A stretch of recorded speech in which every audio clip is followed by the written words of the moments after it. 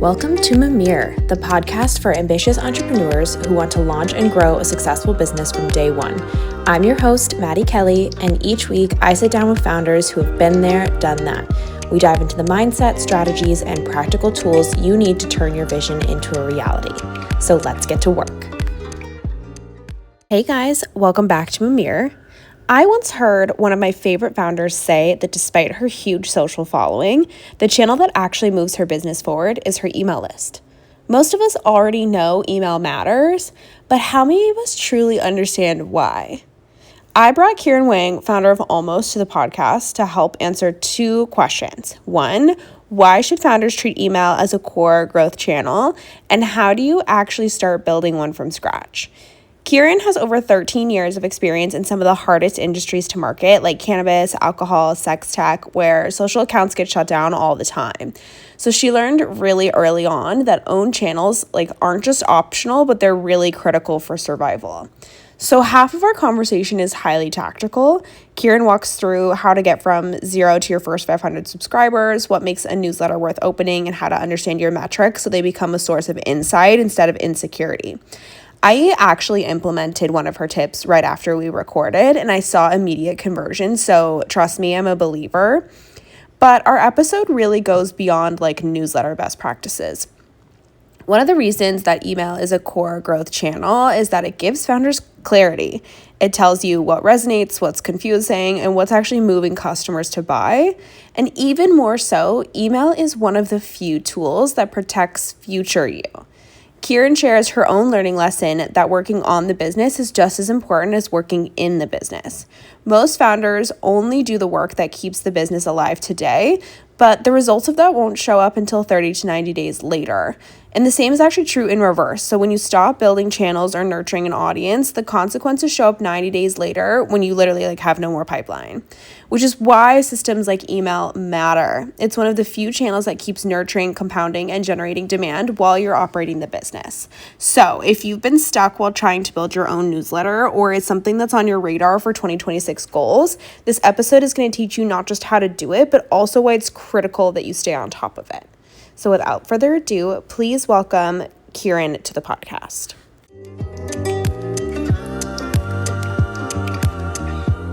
Welcome to the podcast. Thank you so much for having me. This is going to be kind of a different episode than what we're used to, but I think it's going to be really impactful and hopefully really helpful because this is stuff that even I am trying to build. So I was really excited when you reached out because I was like, this is perfect timing. It is something I've been talking about for so long. So I was really excited to pick your brain about all things digital marketing, email marketing specifically. But before we dive in, I would love for you just to give a quick intro on you and how you got into this world and why it brings you joy, all of those things. Yeah, I have been in the marketing world since 2012. I'm how many years is that? 13 years ago. And I think the first thing I did, as many young folks did when they first jumped into the marketing world, they were kind of relegated to social media, right? Yeah. Because we were, well-versed and da-da-da-da-da. So I started with social media. It's that way even now.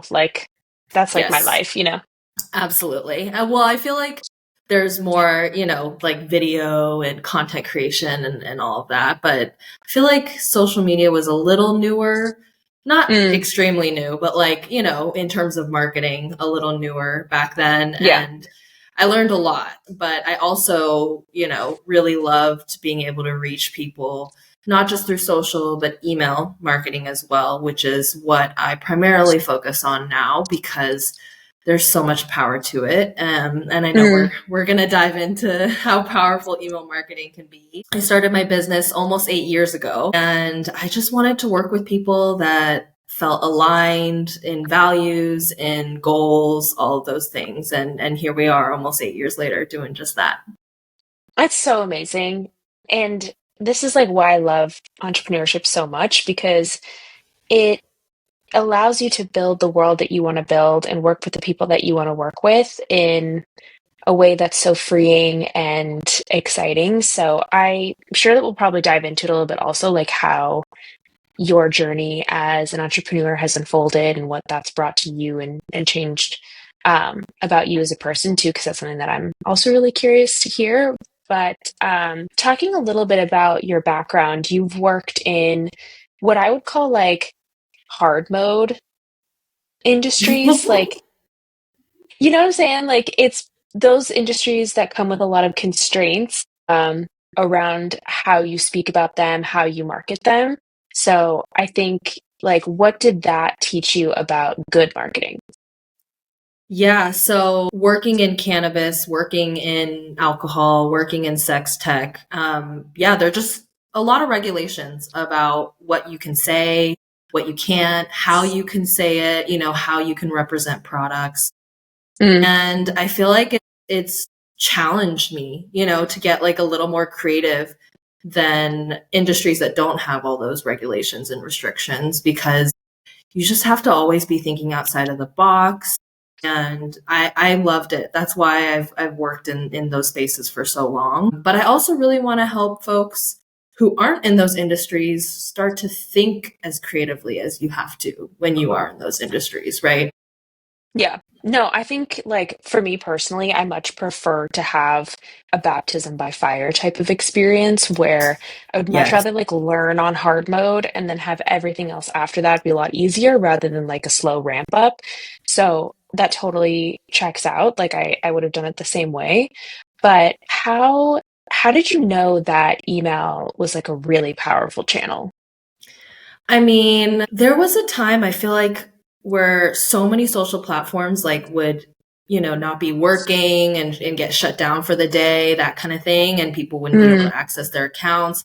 I also, working in the cannabis space, had so many accounts get shut down, right, because of the content. yeah. So I was like, how are people making sure that they can talk to their customers and their community and their audience when they don't have access to social, whether Mm, it's for a day or a few weeks or whatever it is? An email was definitely one of the first things that came to mind. There's just so much more control that you have, control over the content that you can share, control over the ownership of your own content, as mm, well as like just what you can measure. I mean, it is a little scary almost sometimes, like how in depth you can get on the people that are in your email list, like where mm. they're based, what they're interested in, their demographics, like a little scary how in depth it is, but it's also really wonderful to like be able to see, okay, who clicked on what, who opened what, who is interested in this, who has purchased, who hasn't, what have they Yeah. purchased, like all of those things that, not to knock social media, but like you don't know who sees what on social, right? Like you don't know Hmm. of like any of that information, honestly. And with email, it's just like it's a lot more control, a lot more information, transparency. So I love it. I imagine too, like this is just me guessing, but I feel like the conversion rates on email versus social are like way better. Yeah, I think so too. I mean, social is a little bit more of that like top of funnel, right? Like we're Yeah. getting people to find us, we're getting brand awareness, that kind of thing. Mm, So it's not that it's not important, because I think all of it working together is what's mm, important, right? mm. What I love about email is it like really gets to, once people find out about who you are and they express interest in learning about your brand, your business, your product, you get to like really nurture them with the content Mm. that you do on email marketing through your newsletters, through your automations. And that like middle and bottom of funnel power that you have with email marketing is like unparalleled, in my opinion. Yeah. And I think what you said is important to note because what I think early stage founders are looking for something that they can go all in on that's like a magic wand solution that'll be like, oh, if I just like Yeah. do this enough, it will start to grow the company and it will grow the brand. But I think what you said is really powerful is you really need to be thinking across channels and like how is the engine working holistically, like across multiple channels? Because I think Hmm. that I feel like that's kind of more of a better answer than like putting all your eggs in one basket. Like trying to do one thing for each channel per week. So like if you do like one email, like one Yes. social post, like, you know what I'm saying? I think like all of that on a consistent basis will probably serve you better in the long run rather than just like putting all your eggs in like the social basket early on, for example. Yeah. I don't know. I mean, I have seen people who are like, use social primarily for sales and it works for me. Right. And Mm, I've seen people who are like, I don't do social at all. And that works for me too. Right. But I'm more of a proponent of like, build your digital ecosystem. And that mm, includes, social, that includes email, that includes your website, right? That yeah. includes video content, that includes blog content, maybe even a podcast, right? So I think it all, when it works together and it churns together and it is in harmony with each other, like that's when you get the most bang for your buck, truly.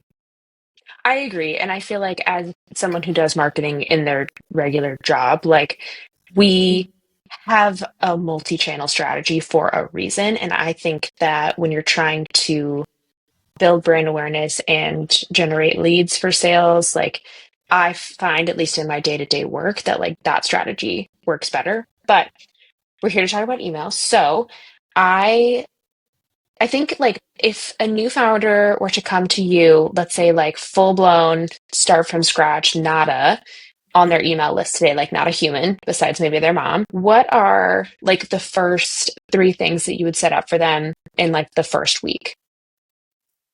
I mean, first things first, I always ask people, like, have you told anybody that you have a newsletter? And I have a lot of clients who come back and they're like, oh yeah, I guess No. I like don't really talk about the fact that I have a Yeah. newsletter.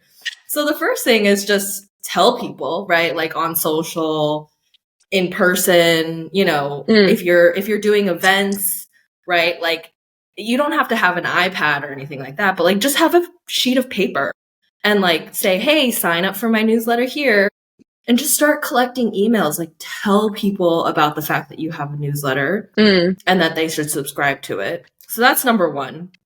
Posting regularly, not just like mentioning it once and then hoping people remember, because people need to be reminded many, many times. And then my second thing would be making sure to have it on your website, right? A pop up, putting it in the footer so that every single page someone will be able to find where they can sign up for your newsletter. yeah. And then the third thing I would definitely do is make sure that you have some kind of like incentive for people to sign up, right? How are you delivering value to these people that sign up? So some people like to do a discount code. I don't super love discount codes. I think they're great, but like they affect your bottom line, right? And you can provide people so much value with educational content. So for example, like let's say a hair care brand wants to grow their email list. One of the great ways to do that is to create some kind of lead magnet, like just a quick, simple guide of like Yeah. 3 ways to take care of your scalp, right? Or I remember one time I signed up for a newsletter because it had like a how to, I think it was like a how to calculate your net worth. You can Google that. You know what I mean? Like I could have just Googled it, but like because I wanted this like beautiful guide that like took me through 3 easy steps, I gave them my email. So just thinking about like what kind of educational content can you provide that instead of someone paying you $5 for it, they pay you with their email, right? Yeah. So yeah, so those are So, the kind of quick things. so just like quick question about that. What I think what sometimes that people don't realize, and even I'm kind of having this thought right now, is like it could just be one thing, like you said, like a guide, for example, but that guide sort of like locks you in to the newsletter, right? Like as a consumer. So Mm-hmm. if I go in and I like get the guide, then that like locks me into the newsletter. And best case scenario, that person continues to find your content interesting and then engages with the email, correct? Mm-hmm. Yeah. Okay. Okay. I just want to make sure because I think like most people think that those two things exist in two different columns where it's like you either subscribe to the newsletter or you like download a piece of content from us. Like, I don't think a lot of people make the connection that those two Realize things that like lead to one to another. You know what I'm saying? yes, exactly. Yeah. And that's the thing is like you're already collecting their email and you're providing them value. So why not continue providing them value with your newsletter? Right? Yeah. No, 100%. Like, and I think like this is a perfect segue because to me the meat of this conversation is centered around content. Like anybody can have a newsletter, but those that are really impactful really hit different. And when I think about myself as a consumer, the best and rarest is when you have a newsletter that you actually look forward to. Like I know I have one that I get excited for every week when it comes out because like it's always really like chock full of interesting stuff. But it's challenging, right? Like how do you guide your clients to make emails that are really like exciting, save worthy, or like do you have one that you know like off the top of your head that is your favorite newsletter and why? Yeah, so I have two that I love for completely different reasons. Mm. One of them is Josh Spector's newsletter. He does a really great job of like marketing education and business education, but his newsletter is literally one sentence long. And that's his whole What? thing. That's his whole thing is he's like, I will give you one sentence, one link that is going to help you grow your business. And I look forward to That's it sick. every single day or every single week that he sends it out. But anyway, whenever he sends it out, I'm like, I'm there. You know what I mean? It's so clear. That's It's like sick. such a clear call to action. Click on this link, right? Yeah. So I love that one. I also love Freelancing Females, another business focused newsletter, but this one's like a long form newsletter, right? And I love it because they really go into detail, like showing examples, telling their own story, like coming at it from I went through this and this is how I handled it. This is what I learned from it. And this is what you can learn from it. Right. Yeah. And I think with all of these, what we're talking about is like, they're not selling anything. They're really not selling me anything. They're just providing value over problems that I might come up like when it comes to business or when it comes to, marketing. And I just love when you just get so much out of a newsletter, whether it's one sentence long or a couple paragraphs long, right?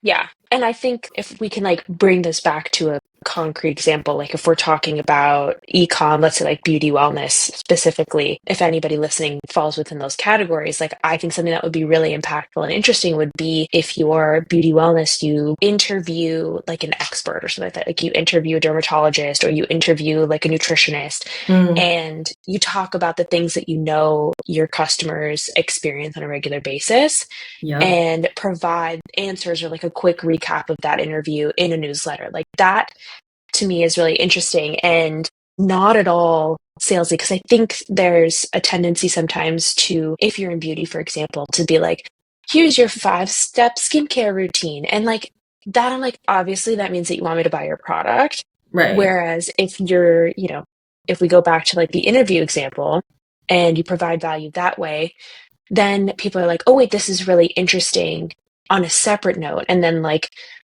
that to me leads to like better customer retention because they're going to look forward to your content. And if you do drop something that's like 25% off, they're going to be much more inclined, I think, to hit purchase.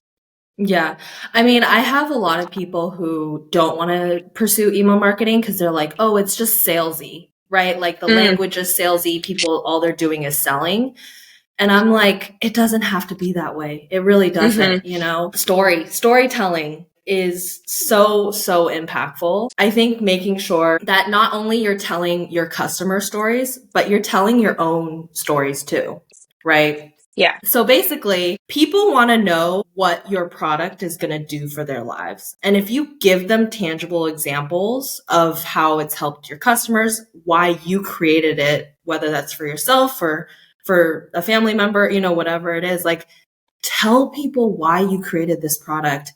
Yeah. Tell people how it's going to help them. And then they're going to, from there, understand, okay, yes, this product is going to, help with XYZ issue that I'm dealing with, or, whatever it is. Like, give people examples. I think that's really important. Yeah, I agree. I think the founder story is like a totally underutilized moment where you're like explaining the mission behind the company. And I think that always lends so much more credibility. And it kind of hits that like emotional level for people where they're like, I I think it's like a moment where you can relate to a brand in a different way where you're like, oh, I too am really passionate about this problem, or like I experience that problem, and the fact that they're trying so deeply to solve it means that I'm much more inclined to like what's the word I'm looking for? To participate in that from a consumer perspective. Yeah, absolutely. And I think there is a lot of value to, like, sure, the 5-step skincare. I'm sure that's, Mm, been used a lot, but like there also is a lot of value in like transparency, right? Like educating people on different ways to use your product. But not only that, like for different lifestyles, because you have people who are more active, people are who, like to stay in, like talk to people about their interests and how your product like works within the bounds of those interests, right? yeah. And then also being transparent about like what your product is made with and why you chose those ingredients. Like those are all things that Mm. that beauty and wellness and just any other industry can really utilize when it comes to content.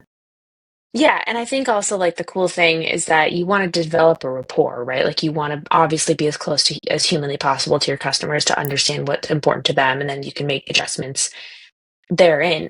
But like something that I personally struggle with email marketing is like obviously you want people to reply and like engage beyond just an open or a view or a link click. But like how this is gonna sound silly, but like how do you get people to respond? Because like it doesn't matter how engaging I try to make the CTA, like I don't think I've ever had a response for somebody to be like, "Oh, this really resonated with me," or like answer the question that I pose at the end. Do you know what I'm saying? Like, how do you encourage engagement? I mean, I feel like sometimes people don't really want to just like reply to an email and start an email Mm, conversation, right? So okay, like okay, giving people mechanisms to reply that aren't necessarily like hit reply and type out an answer. So it could okay. be like a quick Google form, right? It can be Oh, encouraging people to DM you with responses, or like go to my stories and respond to the poll here, right? Because those are all responses and you're collecting information, yeah. but it doesn't feel like that necessarily, that you're like, oh, here we go, another email that I, need to No, that's write fair. out and all of that. Yeah. So to me, like replying to a newsletter can look so different than what you think in terms of replying to an email. Yeah, that's genius. Okay, I never really thought about that, but I think you kind of just blew my mind a little bit. So I'm definitely taking that away. So I guess, okay, so we talk about content, but one more thing that I think is kind of important is like when, two things. What is the ideal cadence when you're just getting started? Like, how many newsletters should you be sending a week, a month? And then thinking about like, do you need to make a conscientious effort as a founder to have newsletters that are just like newsletter from the founder versus like newsletters from the brand? Okay, great questions. To address the cadence question, I think start where you are, right? Like start where you think you can be the most consistent. Mm, Because some people like right out the gate are like, I need to be sending weekly emails. And then they send like weekly emails for maybe 2 months and then they're like they drop off because they can't sustain that. And so my thing is like, if you need to start with one email a month, start there. If you mm, know you can be consistent about it, right?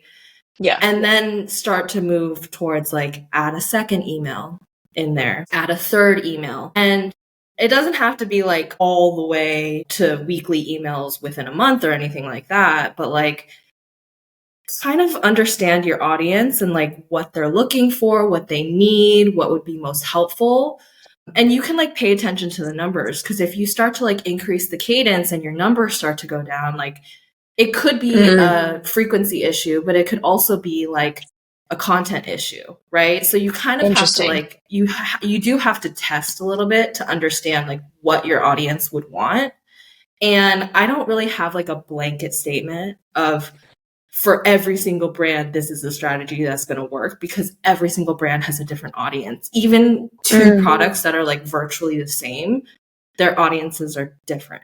So Fascinating. just make sure that you like start to understand your customers and what they want and what they need. Yeah. Okay. That makes sense. So then if we talk about brand voice versus founder voice, like what's your advice? Yeah. So with that, again, it's like not a blanket statement. It's, you kind of have to test it to see like what's the most effective, right? And you can do that with like an A/B test, or you can just do that like as you see, like send one founder voice and send one brand voice and see which one is going to have more opens, which one's going to have more clicks, which one's going to have more engagement. And then continue to like, I mean, it kind of is just like the scientific method where you just have to like make a hypothesis, test it, and see what works. Yeah. Yeah.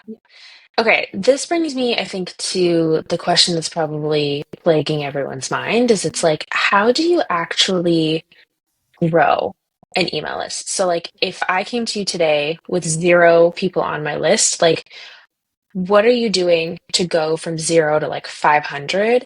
And how long are you expecting that process to take? I mean, going back to the answer of like, what are the first three things you would do? I would do all those things, right? Talk about your newsletter, post about it regularly.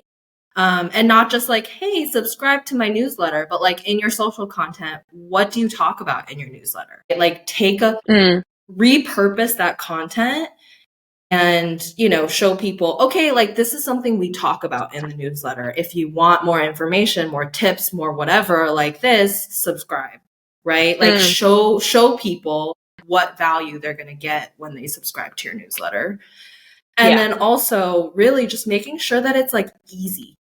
I think a lot of brands and people they just don't think about like, how easy is it for people to find where to subscribe to my newsletter and like actually type in their email and hit the subscribe button, right?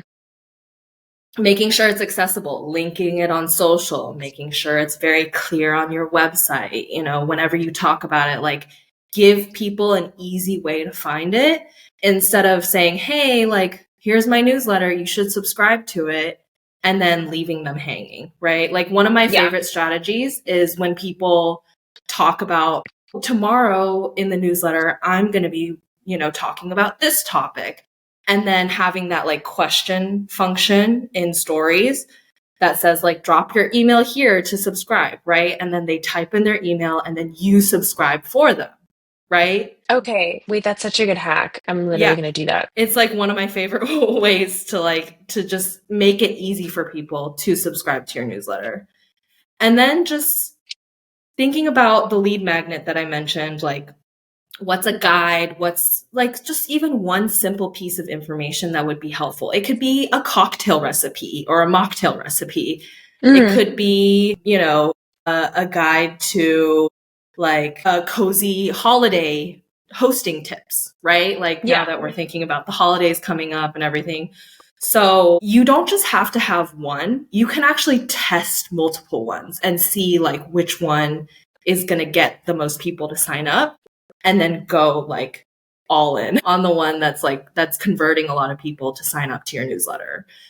Another strategy I like to use, which is a little bit more convoluted and takes a little bit more of like a lift, but is actually pretty effective, is like collaborating with other brands. I know some people are going to say, oh, I don't like this strategy, but I personally love it. I love to partner with like aligned brands or companies or people, and everyone goes in on like a giveaway together. Everyone contributes one thing, and you have this like nice, beautiful, package, and people could win it, right? And by winning it, they submit their email, and all the brands get those emails.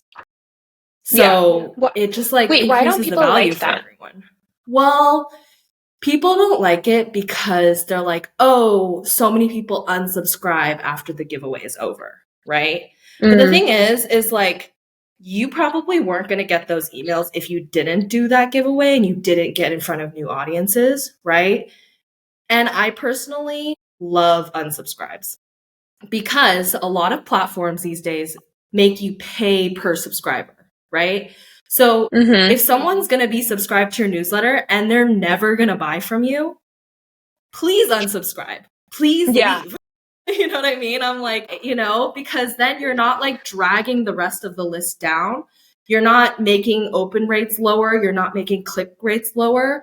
And you were never going to give me your money anyway. So like, I don't know. I think it's always a net positive, but I know a lot of people, because they're afraid of unsubscribes, they're like, oh, when I do things like that, so many people unsubscribe, even though there's like a huge list that I get from this.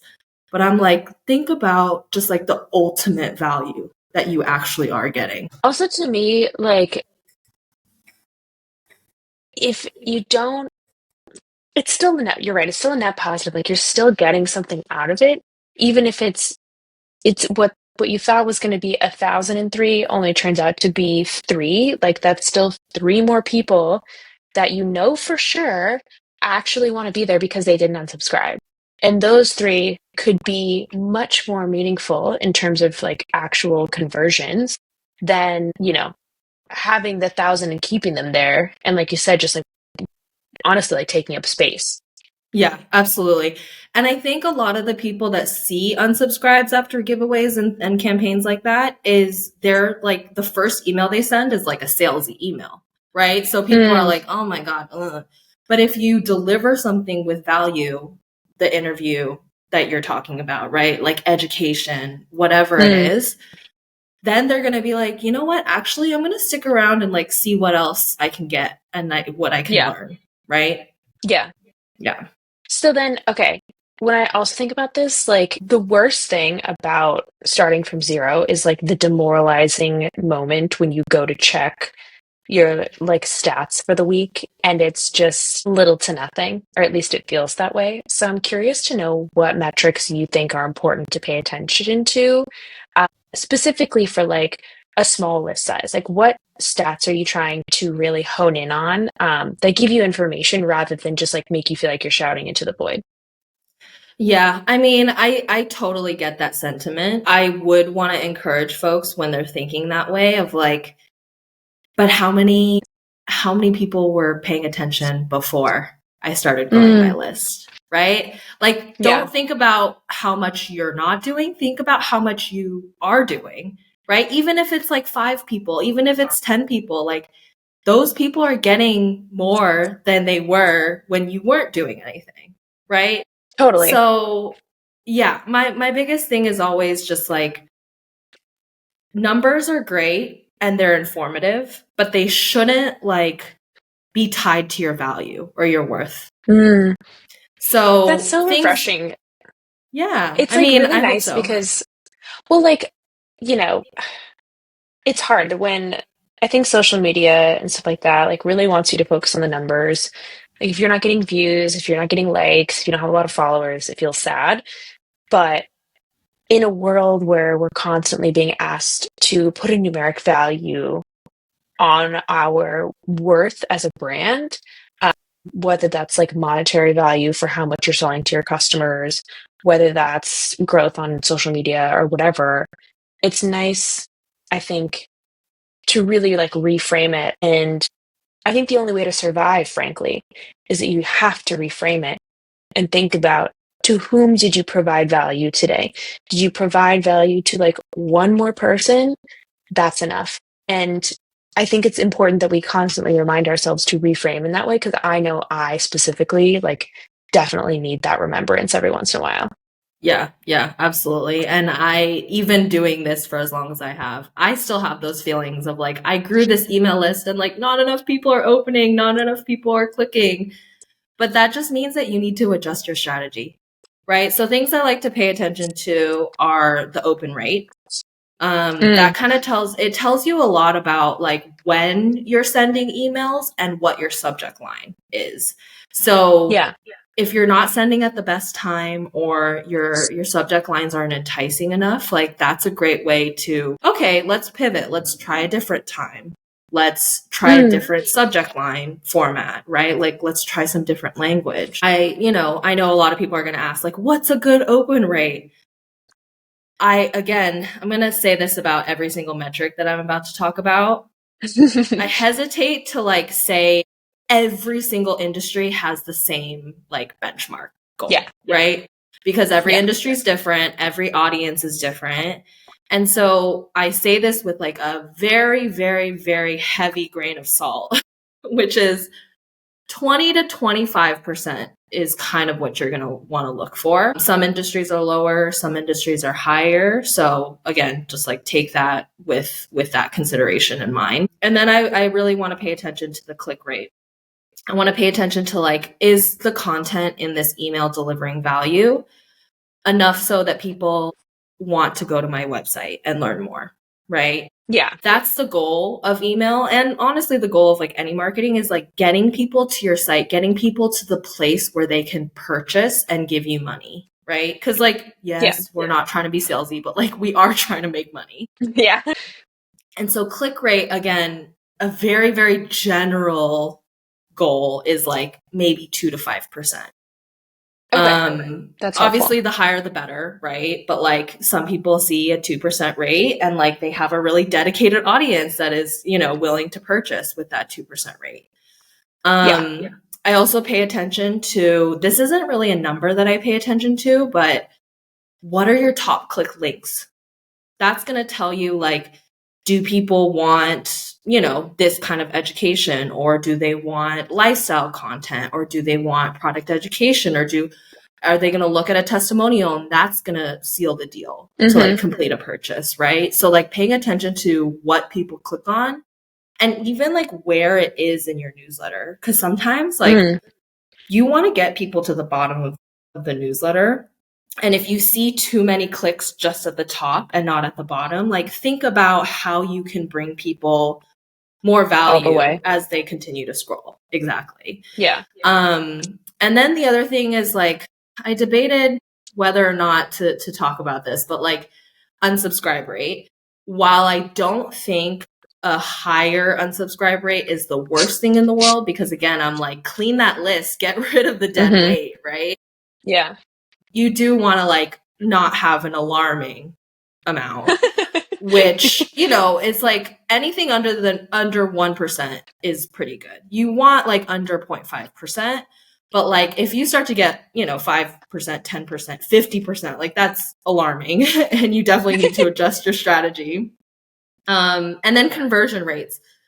It's interesting because conversion rates like really vary across industry, and all of these numbers are different based on the newsletters. So those are like one-off sends and automations. Your automations should always be higher than your newsletter numbers, because your automations are what happen when someone subscribes to your newsletter. Exactly. They subscribe to your newsletter, so they give you their email, which means, hey, I'm interested in learning more, right? And then also other automations like a post-purchase, right? So they've actually bought from you. And so you should be seeing, if you're seeing lower numbers in your automations and your newsletters, it's not the end of the world, but like think about, again, you probably need to adjust. Maybe your automation content isn't as valuable as you think it is, or it's not clear enough, or, whatever the reason is. But yeah, like kind of paying attention to all of those things and making sure that you're not like, if you're not hitting those benchmarks, it is not the end of the world. But again, just like kind of pay attention to your audience and like the trends that you're seeing. Track every single newsletter, track every single email that's going out, so that you understand like on a base level, this is what my audience is going to do. They're going to click at this rate. They're going to open at this rate. And if you see anything like deviating, whether that's too low or too high, If it's too low, obviously time to adjust and try something new. Mm-hmm. And if it's super high, then it's like, ooh, I figured out like what it is that my audience really likes and like double down Yeah. on that. Yeah. Yeah. Cracking the code.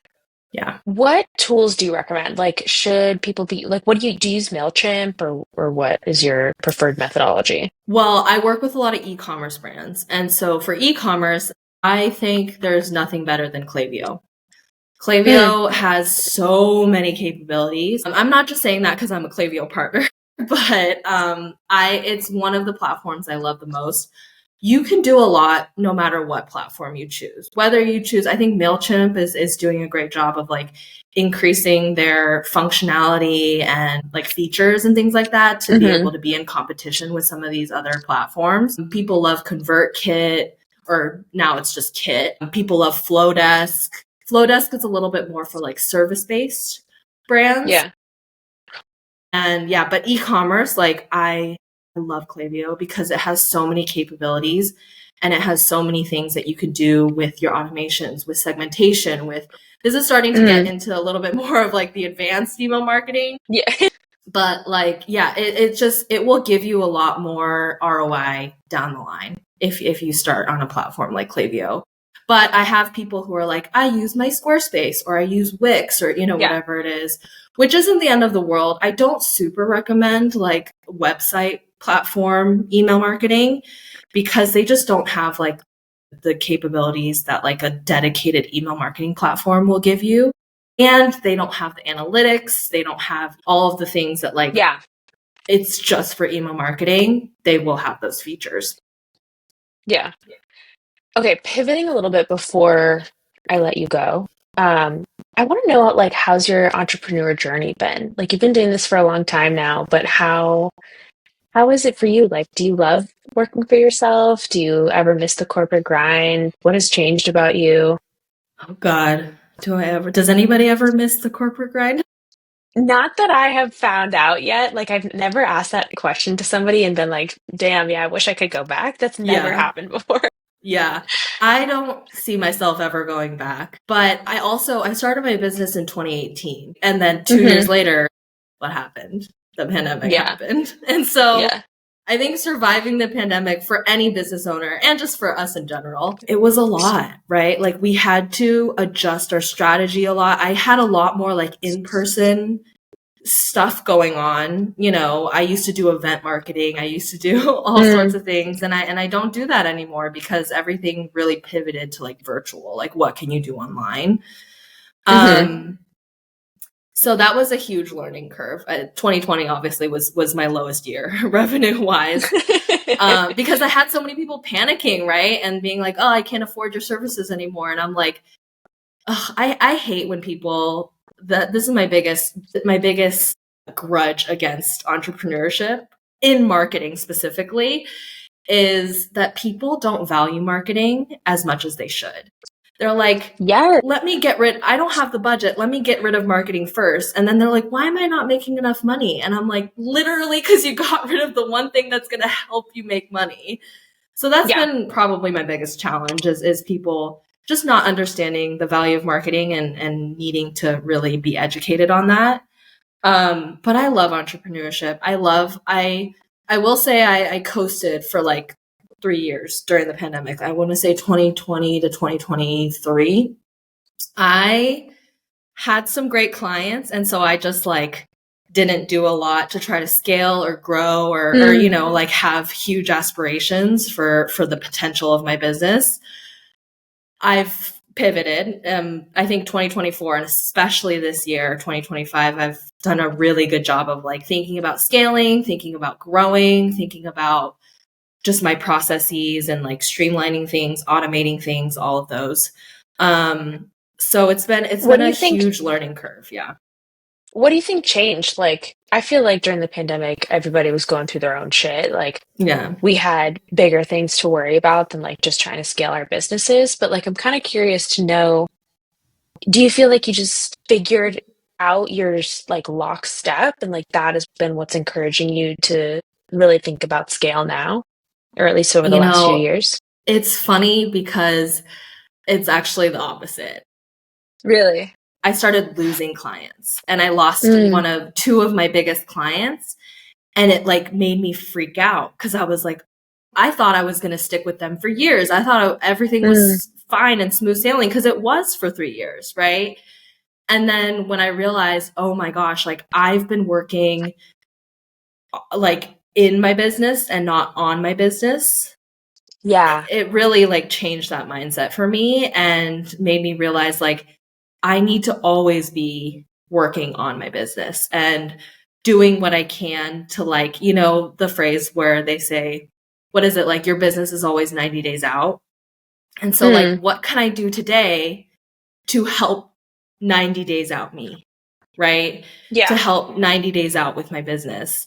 And I think to your point earlier of like, do one thing a week for social, do one thing a week for email, do what you think you can manage and be consistent with. But like consistency is such key. And I lost that consistency. I completely abandoned it for 3 years. And it really did leave me in a place of like panic when things shifted. And so just realizing that like you always should be doing something to move the needle forward, whether that's big or small, but like do it because future you is going to thank you for doing it. Well, I think that what's challenging for you too is it's not like you have a team of people you can like necessarily totally rely on, whereas in other like businesses that are I think more like normal, you have like a CEO function, right? And your job is to think about growth like almost exclusively. But for you, like you still have to do the job while also balancing the role of like visionary and like where are we going with this? Like what is next for us? And that's like incredibly challenging because you're doing what you can to do the job, but at the same time you're like having to spend extra time to think through the trajectory, and we all only have 24 hours in a day. So it can be incredibly difficult, I think, to have to think about both things. But to your point, it's like, how do you eat an elephant? And that's just like one bite at a time. Exactly. I have one coach where she calls it the CEO roundtable, where it's just like, it's just you as a business owner, as an entrepreneur, but you're the CEO, you're the CFO, you're the CMO, you're the everything, right? And you have to like really not necessarily compartmentalize, but like understand, okay, as the CEO, here are all the things I need to do. As the CMO, here are all the things that I need to do. As the IT person, right? Here's all the things that I need to do. Like, exactly. HR, like everything, you have to do it yourself. And entrepreneurship is not for the weak, right? Like, it really isn't. But when you start to think about like, I kind of hate this word, but I'm about to say it, processes, right? You think about your systems, you think about your processes. And you think about like the thing I'm struggling with right now is that everything exists in my brain. So if I hired someone tomorrow, I don't have the documentation that would help them understand how I do things on a day-to-day basis, right? So like I need to like work on my SOPs and like all of those things. Brain like, dumping all the things. Exactly. Like getting it out of my brain and like into something, a document or, you know, whatever it is that like Airtable, you know, Notion, like whatever it is that's going to work for you, that like if you hired someone, if you brought someone else in, how are we going to make sure everything continues to run smoothly?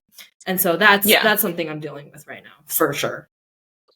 I think thankfully, like in the age of AI, it should be like hopefully a little bit easier. Like even if I love the like text feature that you can do with chat where it's like if I just spoke it all out and brain dumped and I was like, okay, I'm gonna just like talk to you for 5 minutes about like this particular aspect of processes that I want to turn into like a repeatable doc that I could potentially give a new hire. And like in theory, it should be able to spit that out for you like pretty easily. Hopefully that might save some time. I don't know if you've already thought about that, but it just popped into my brain. Yeah. Well, and it's nice because there's like note takers, there's, you know, all sorts of things that can like really streamline the process for you. Which I think in this day and age, like use the tools that you have access to because they're going to make your life easier for sure.